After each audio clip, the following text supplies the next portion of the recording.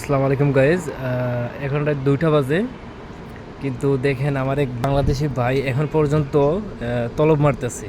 কারণ ওনাকে জিজ্ঞেস করবো যে কয়টা তলব মারে, কি আসে বিষয়ে, সৌদি আরবে তলবের ইনকাম কেমন। আসসালামু আলাইকুম ভাইয়া, কি অবস্থা?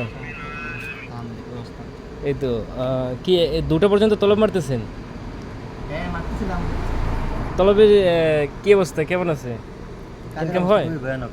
কাজ নাই, কাজ কম। এখন নতুন যারা সৌদি আরব আসতে চায় এই কাজে, তাদের উদ্দেশ্যে আপনি কি বলবেন? তাদের উদ্দেশ্যে বলতে চাই, তারা এই কাজটা পার্ট টাইম হিসাবে নেয়, সবচেয়ে বেটার। বিকজ এটা ফুল টাইম হিসাবে নিলে আপনার অনেক পরিশ্রম করতে হয়, অনেক টাইম দিতে হয়। আমার মনে হয় যে একটা অফিসিয়ালি একটা কাজ করলে, তারপর আদার্স একটা কাজ করলে, পার্ট টাইম হিসাবে এটা করলে অনেক বেস্ট। এখন যারা এই বিষয়ে আসতে মানে চায় তাদের মানে কতটুকু খরচ পড়তে পারে? মোটরসাইকেলের ভিসা আপনার 3 লাখ প্লাস, আর কারের ভিসা মানে মাইক্রো ভিসা 4 লাখ প্লাস। যারা বেশি দিয়ে আসছে তারা বেশি টাকা খরচ করতেছে, এটা সম্পূর্ণ বোকামি।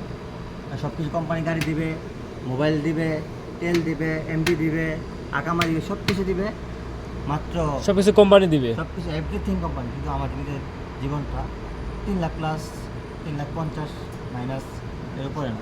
তো গাইজ আপনারা শুনলেন যে যারা এই ফুড ডেলিভারি বিষয়ে আসতে চান, তারা যদি কোম্পানির আন্ডারে আসতে চান তাহলে মনে করেন যে 3 লাখ 3.5 লাখ খরচা হইব আর কি।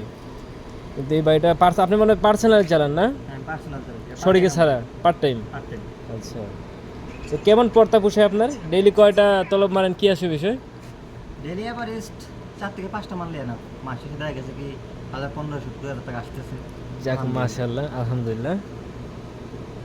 তাহলে দেখা যায় মানে এই কাজটাই মানে ভালো, পার্ট টাইম হিসেবে, কিন্তু পার্ট টাইম হিসেবে ভালো। এখন কি এটা কি তলব আসতেছে না নাকি? এখন অবজারভেশন আছে, তলব আসে না। আচ্ছা, এই যে এখন দুটাই- রাত 2টা বাজে দেখে মনে হয় তলব কম। আইডিয়া অফ, আচ্ছা তলব অনেক কম, প্রায় অনেকক্ষণ ধরে বসে আছি কিন্তু তলব নেই। আচ্ছা, তো যাই হোক অনেকটা ভালো। তো এত রাত না থাকি আর পরিশ্রম করে গিয়ে বাসায় গিয়ে ঘুমান, ঠিক আছে? ওকে গাইজ, তো এটা আমার নিউ পেজ। সবাই লাইক কমেন্ট শেয়ার করবেন, আর ভিডিও এরকম ভিডিও যদি আরও চান তাহলে বেশি বেশি শেয়ার করবেন আর পাশে থাকবেন।